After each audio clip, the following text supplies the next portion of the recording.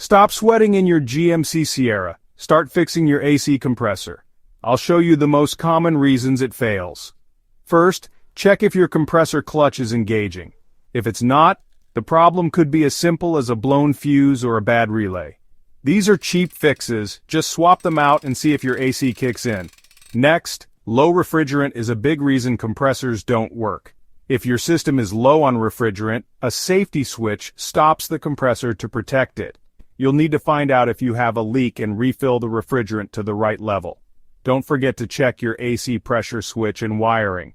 Damaged wires or a faulty switch can break the connection, stopping power from getting to the compressor.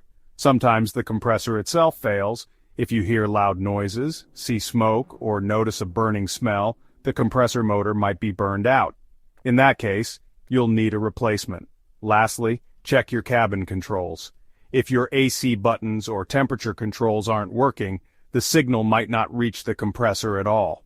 Remember, some fixes are simple, but if you're unsure, it's best to let a pro handle it.